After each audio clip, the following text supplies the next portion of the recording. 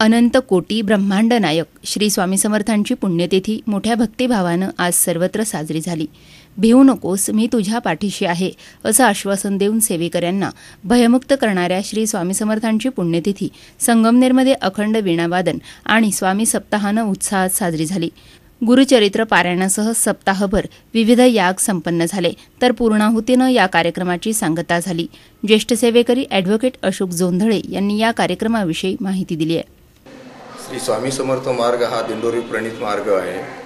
या मार्गाचे वार्षिक 12 उत्सव असतात.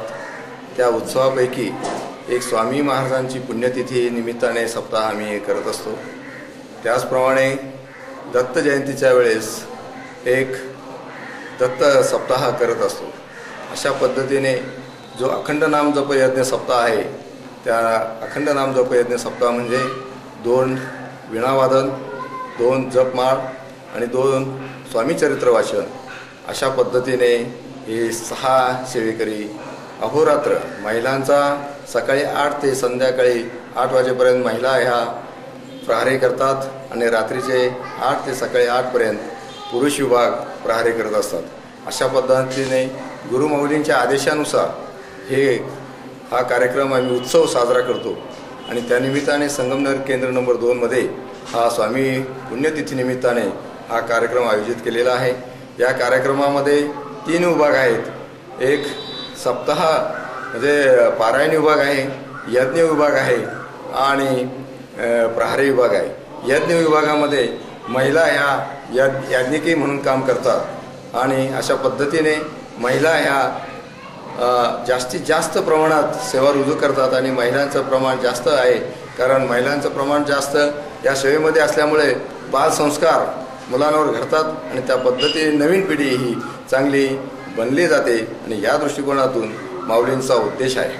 आणि माऊलींच्या आदेशानुसार हे जे कार्यक्रम आम्ही करतो त्याच पद्धतीने संगमनेर तालुक्यामध्ये जवळजवळ 90 केंद्र आहेत आणि तसेच महाराष्ट्राच्या बाहेरमध्ये सुद्धा अनेक स्वामी समर्थ सेवा मार्ग प्रणित मार्ग चालू आहे.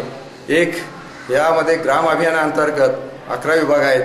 त्यामध्ये बालसंस्कार आहे, पुन्हा शेती विभाग आहे, मुद्रण साहित्य विभाग आहे, याज्ञिकी विभाग आहे, सण व्रत वैकल्य आहे. आपली जी सण असतात 12 महिने असतात त्या सणाचा उद्देश काय आहे, जयंत्या का साजऱ्या केल्या जातात, अशा पद्धतीने कायदेशीर विभाग आहे, प्रश्नोत्तर विभाग आहे. असे 11 विभागाच्या मार्फत काम चालू आहे. आणि एक गुरुमाऊलींच्या जे परमपूज्य मोरे दादा यांनी हा वटवृक्ष लावला आणि या दृष्टिकोनातून आता त्र्यंबकेश्वर येथे एक गुरुकुल पीठ चांगल्या पद्धतीने सुरू झालेलं आहे. तिथं त्या ठिकाणी 2000 एका वेळेला प्रसादाला बसतील अशा पद्धतीने प्रसादालय सुरू करण्याचा एक मानस आहे. ती इमारत पूर्ण झालेली आहे. स्वामी पुण्यतिथीनिमित्त स्वामी सेवेकऱ्यांनी मोठ्या संख्येनं स्वामी समर्थ दर्शनाचा लाभ घेतला, तर भाविकांना महाप्रसादाचंही वाटप करण्यात आलं. सी मूव्हीज अँड न्यूजसाठी कॅमेरामन सुखदेव गाडेकर, संगमनेर.